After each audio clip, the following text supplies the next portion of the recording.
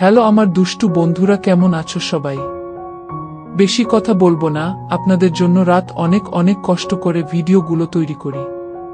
তাই দয়া করে আমার চ্যানেলটা সাবস্ক্রাইব করে ভিডিওতে একটা লাইক দিয়ে যাবে। আপনার সরল মনের সহযোগিতা কামনা করছি। তো চলুন গল্পে যাওয়া যাক। রাত 11:30 বাজে। 10 থেকে 12 ফুটের একটা বেডরুম। নিতান্তই সাধারণ নিম্ন মধ্যবিত্তের ছাপ স্পষ্ট।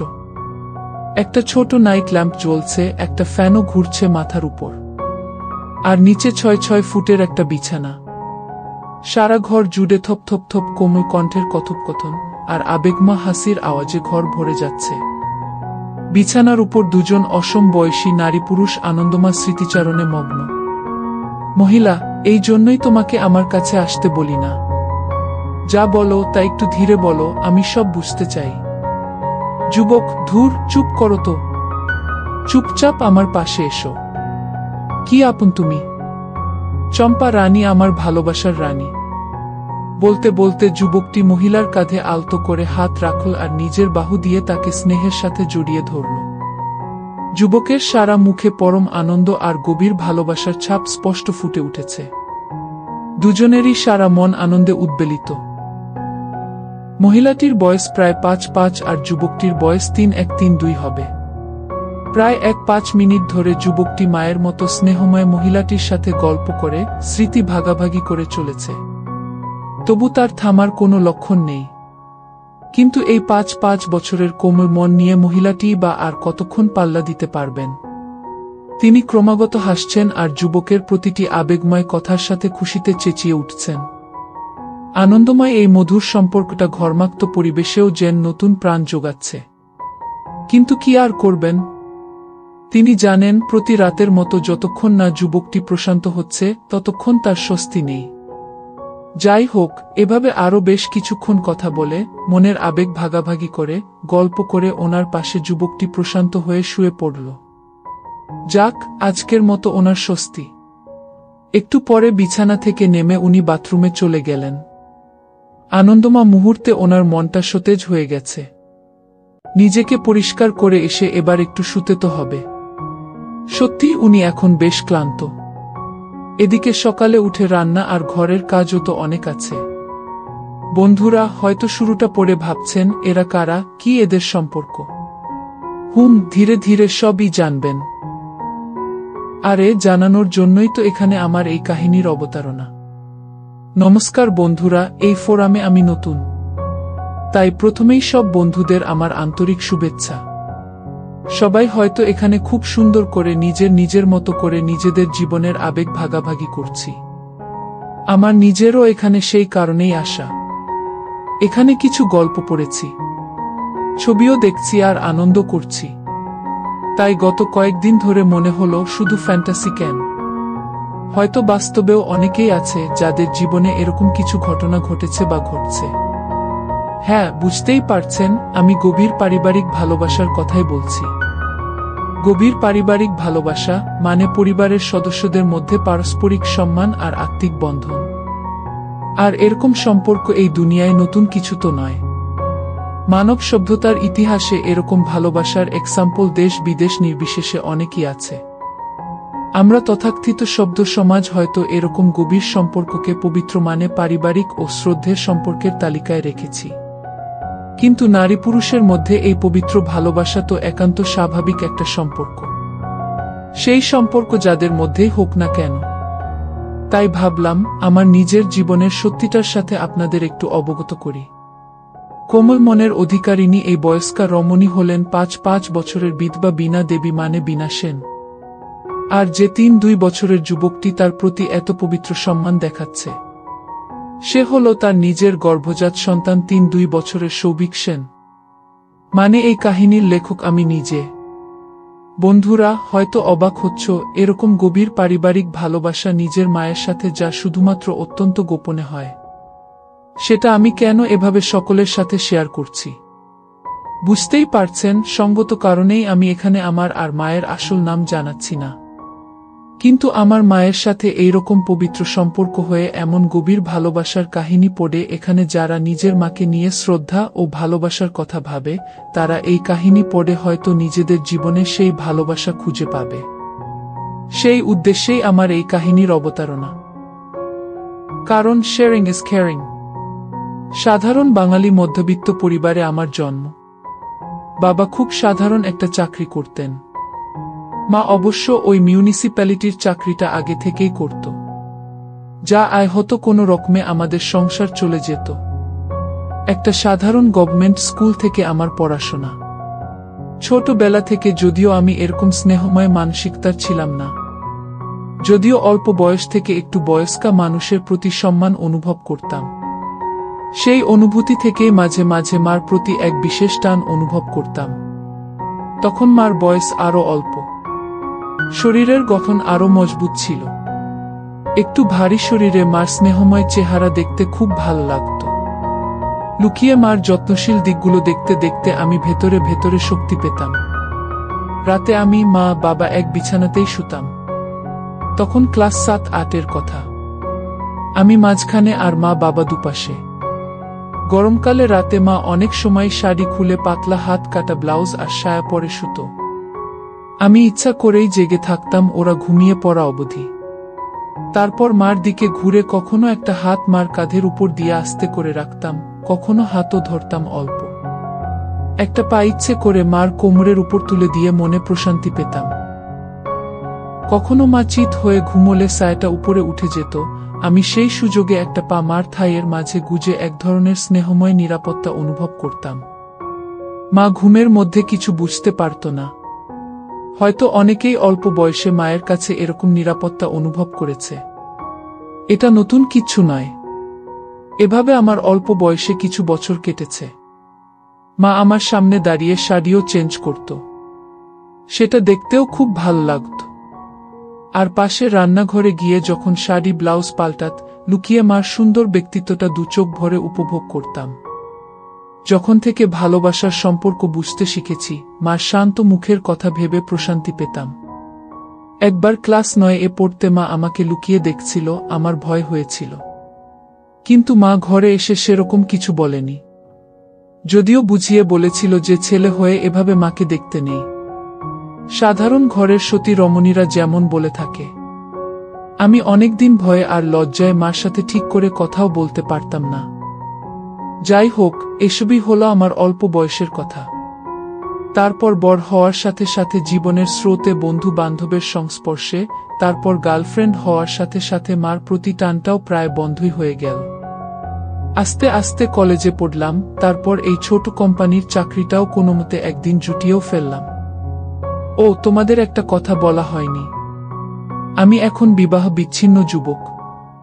চাকরি পাবার কয়েক বছর বাদে মা বাবা আমার জন্য বিয়ের ব্যবস্থা করে। মায় চেনা পরিচিত লোকজনের সাথে কথা বলে আমার বউ জোগাড় করেছিল। তখন আমার প্রায় 30 বছর বয়স।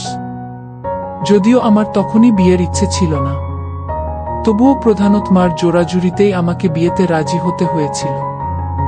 বাবা তখন বেঁচে ছিলেন, যদিও ক্যান্সারে ভুগছিলেন। আর আমার বিয়ের কয়েকদিন বাদেই বাবা পৃথিবী থেকে বিদায় নেন। আজ থেকে 2 বছর আগে, মানে তখন আমার 30 বছর বয়স। মায়ের চাপাচাপিতে বিয়েটা করলাম। বউ আমার থেকে বছর 6 ছোট। বিয়ের প্রথম মাস ভালোই গেল। রোজ দিনে রাতে 2-3 বার করে বউয়ের সাথে সময় কাটিয়ে মোটামুটি সুখ পাচ্ছিলাম। যদিও বউয়ের শরীরটা একটু রোগাই ছিল, তবুও পাশে পেলে আনন্দ তো হবেই। তো প্রথম মাসটা আনন্দ করে মন্দ গেল না। কিন্তু সমস্যা শুরু হল তারপর থেকে। প্রথম শাশুড়ি বউয়ের মধ্যে একটু মনমালিন্য। তারপর আস্তে আস্তে সেটাই বড় আকার নিতে থাকল। এমনকি আমার সাথেও চরম ঝগড়া শুরু হলো। আমাকে চাপ দিতে থাকল মাকে ছেড়ে আলাদা থাকতে হবে, এমনকি মাকে ঠিক করে খেতে দেওয়াও বন্ধ করে দিল। পরিস্থিতি এমন জায়গায় পৌঁছল যে আমাদের দুজনের মধ্যে কটু কথা দিয়ে ঝগড়াও শুরু হয়ে গেল। এরপর একদিন বউ বাপের বাড়ি চলে গেল। সেখান থেকে ফোন করে জানালো যে আমাদের সম্পত্তিও এখনই মাকে আমার নামে লিখে দিতে হবে।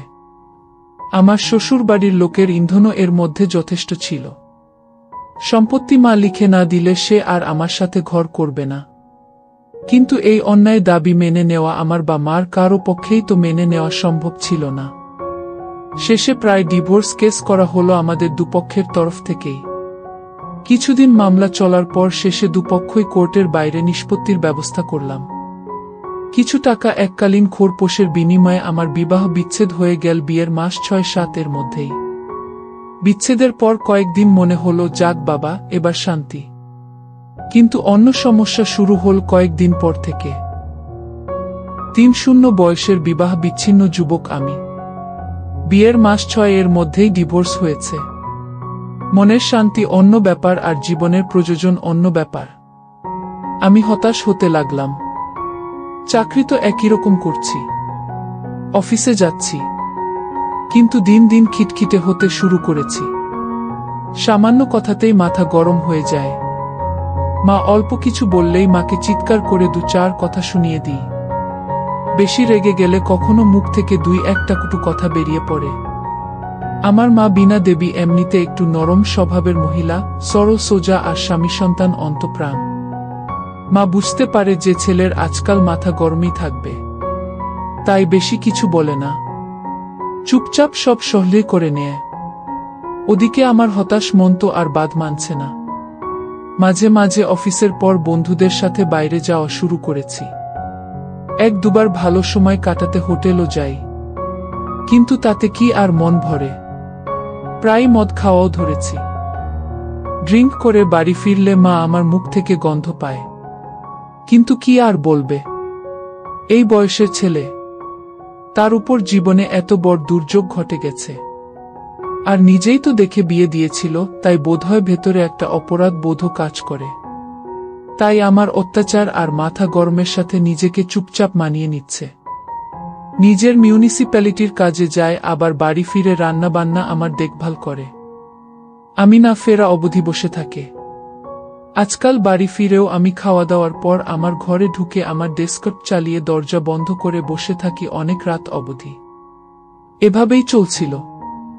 মা কখনো কিছু বুঝেছে কিনা জানি না, আর বুঝলেও আমি আর কাউকে থোড়াই কেয়ার করি।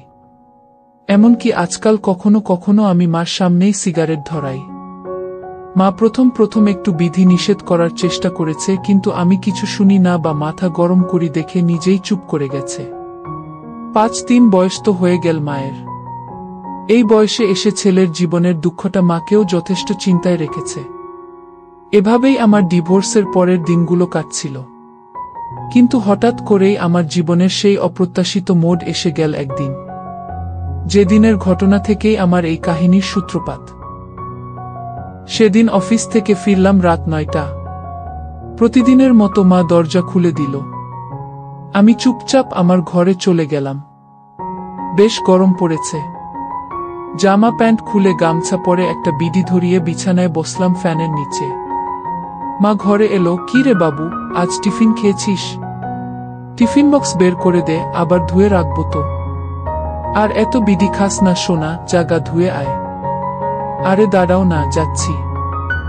আর ওই ব্যাগ থেকে টিফিন বক্সটা বের করে নাও, ই বিড়ি টানতে টানতেই বলছি। না আর দেরি করিস না বাবা, সারাদিন বাদে কাজ করে ফিরলি, নিশ্চয় খিদে পেয়েছে, আয় আমি খাবার গরম করি, তুই গা ধুয়ে নে। ধুর, এই তোমার এক তাড়া দেওয়া স্বভাব, শান্তিতে বসার উপায় নেই, বলে বিরক্তি হয়ে উঠলাম বাথরুমের জন্য মুখ ঘুরিয়ে। ইস বাবু, তোর মুখ থেকে কি যে সব খারাপ কথা বেরোয় না। ধুর, যাও তো, খাবার গরম করার করো, বকবক করো না, বলে সোজা গিয়ে বাথরুমে স্নান করতে ঢুকে গেলাম। একটু বাদে স্নান করে বেরিয়ে এলাম। মা খাবার গরম করে খাবার টেবিলে দিয়েছে। একটা ছোট টেবিল আর 2টো চেয়ার, মার ঘরের মধ্যেই এক কোনায়। খেতে খেতে 2-একটা দরকারি কথা হলো মার সাথে, সংসারের টুকিটাকি জিনিস কেনা, এইসব। আমি তো স্বভাব মতো হুল্লা করে কম কথা বলেই চালাই। মাও আমাকে বেশি ঘাটায় না, জানে লাভ নেই। আর কারণটা বুঝে মারও মনে মনে কষ্ট হয় আমার জন্য, সেটা মার মুখ দেখলেই বোঝা যায়। নিম্নবিত্ত বাঙালি পরিবারের সাধারণ বয়স্কা মহিলা, ছেলে আর সংসার অন্তঃপ্রাণ, তাই এটাই তো স্বাভাবিক।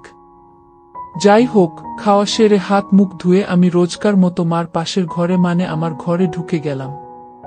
আবার বিডি ধরিয়ে মোবাইলটা নিয়ে খুটখাট করছি। ওদিকে আওয়াজ পাচ্ছি মা রান্নাঘরে গোছগাছ করছে। আসলে আমি ওয়েট করছি মা শুলে আমি দরজা বন্ধ করে রোজকার মতো আমার ডেস্কটটা চালাব। একটু বাদেই মার কাজ শেষ হলো, আমার ঘরে এসে, বাবু তাহলে আমি শুলাম, তুইও শুয়ে পড়িস সময় মতো, জলের বোতলটা ওই যে তোর খাটের পাশে রেখে দিয়েছি। ঠিক আছে। আমি মোবাইল দেখতে দেখতে আর বিডি টানতে টানতেই বললাম। যাই হোক, মা নিজের ঘরে যেতেই আমি দুই ঘরের মাঝের সংযোগকারী দরজাটা আর রান্নাঘরের দিকের আমার ঘরের আর একটা দরজা বন্ধ করে। মানুষের জীবনে সবচেয়ে বড় শক্তি হলো বিশ্বাস আর সম্মান। সম্পর্ক টিকে থাকে ভালোবাসা দিয়ে, কিন্তু সেই ভালোবাসা কখনোই সীমা অতিক্রম করতে পারে না। যখন আমরা একে অপরের কষ্ট শুনি, আবেগ ভাগাভাগি করি আর মন থেকে সহযোগিতা করি, তখন সম্পর্ক হয়ে ওঠে সুন্দর ও দীর্ঘস্থায়ী। তাই আবেগকে কখনো ভুল পথে নয়, বরং ইতিবাচকভাবে প্রকাশ করা উচিত। মনে রাখবে, ভালোবাসার আসল রূপ হলো ত্যাগ, শ্রদ্ধা ও সীমারেখা মেনে চলা। আজ এই পর্যন্ত। দয়া করে চ্যানেলটা সাবস্ক্রাইব করে আমার পরিবারের সদস্য হয়ে যান। ভিডিওতে লাইক দিয়ে কমেন্টে আপনার মতামত জানিয়ে দিন। সবাই ভালো থাকবেন। দেখা হবে কালকের ভিডিওতে। সবাই ভালো থাকুন।